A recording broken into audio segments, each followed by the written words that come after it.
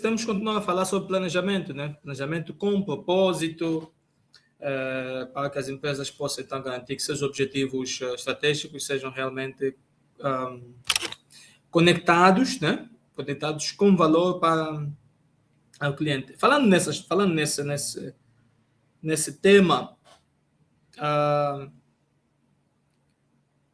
nasce mais uma matéria de estudo, na verdade, né? Nasce mais uma matéria de estudo, assim como nas outras.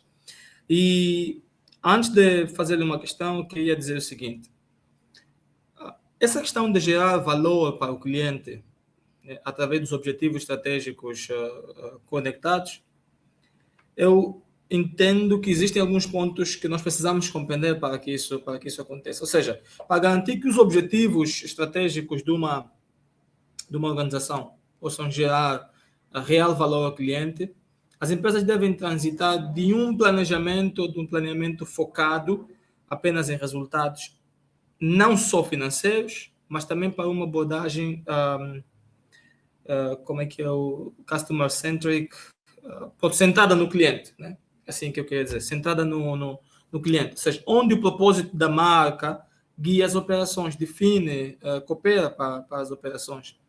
E isso necessariamente significa que o valor percebido pelo consumidor é a principal métrica, deve ser a principal métrica do sucesso. Então, é importante entender profundamente, de forma sólida, quem é o cliente, ou seja, os insights do cliente, né? Mapear a jornada do cliente, definir pessoas claras, privilegiar também a questão do feedback ativo, né? Ter retorno, a questão do alinhamento estratégico, ou seja, o porquê e o como, criar propostas de valores, né? bem centradas, a questão da operacionalização do propósito, né? A questão da cultura e processos, e ali dentro nós podemos falar da questão do empoderamento dos funcionários. É preciso empoderar os colaboradores, os funcionários, é preciso também humanizar o atendimento, que vai além do básico e antecipa as necessidades de investidor, as necessidades, a questão também dos investimentos em relacionamentos duradouros e até vou usar a expressão também personalizados, né? Personalizados. Já também dos incentivos, é importante haver incentivos para que isso seja o funcionário precisa estar motivado, precisa haver incentivos, e não menos importante a questão da métrica de valor percebido, né? Que vamos, se calhar, tirar um dia para falar de que é isso, métrica de valor percebido. Vou desafiar agora aqui a Jaciá. Num outro momento falarmos sobre isso, tem muito por se falar. Aqui, em resumo, vamos trazer aqui, né? Mas eu queria, em resumo, essa questão do agregar valor para o cliente.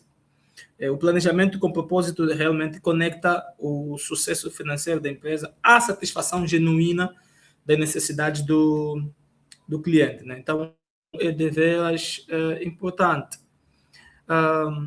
Partindo dessa ideia, que a auditoria também traz, às vezes, pontos, desperta-nos a essas questões. Na prática da auditoria, Jaciá, quais seriam os erros frequentes ou comuns que encontraria numa empresa quando o assunto é a execução da estratégia? Aquilo que tem sido a sua vivência. Que erros seriam?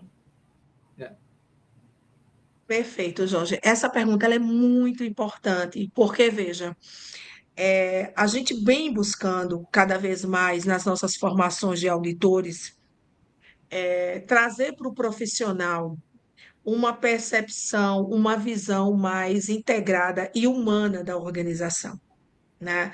Então, o auditor, a pessoa que está ali fazendo o cheque do sistema de gestão, ele não é apenas uma pessoa que está buscando a conformidade da norma, ele é uma pessoa que precisa fazer conexões.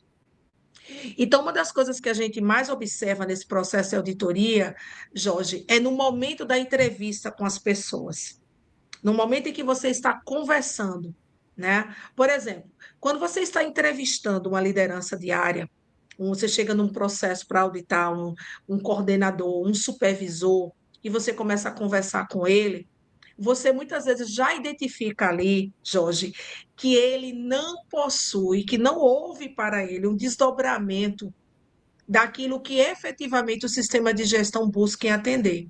Você usou uma palavra muito importante, experiência com o cliente. Então, muitas vezes, aquele colaborador que está ali, ele é um líder, tá? Ele é um encarregado, ele é um coordenador, ele não sabe quais são os requisitos do próprio cliente dele. E o que que ele faz Uhum. para que esse cliente fique cada vez mais satisfeito com aquele produto ou com aquela prestação de serviço, né? Então, ali, durante o processo de auditoria, você vai identificando, você vai conversando. Outro ponto é quando você vai entrevistar a operação, que você começa a conversar com um colaborador e você pergunta para ele, olha, me fala um pouquinho do teu trabalho, o que é que você faz aqui? Eu faço isso, isso e isso. Existe algum monitoramento aqui na sua área? Sim, existe. Eu faço isso, eu anoto aqui nessa planilha, ou eu digito aqui nesse sistema, parará, parará.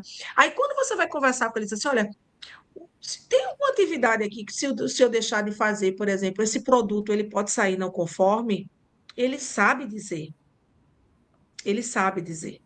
Agora, tudo vai também, Jorge, de como você faz essa abordagem, né? Então, se você também chegar Ok. para ele e usar uma palavra muito técnica, olha, o que é que impacta na satisfação do cliente? Muitas vezes ele não vai saber responder.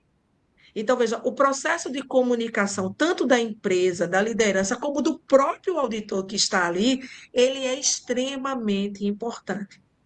Agora, respondendo a sua pergunta, os principais erros estão em comunicação, em desdobramento de comunicação, em não comunicação de como aquela atividade operacional proporciona a satisfação do cliente, né? E é claro, isso desdobra também, pessoal, na verificação de não conformidades nos registros operacionais. Se eu não sei a importância daquele registro, daquela coleta, daquela informação, em algum momento eu vou deixar de fazê-lo.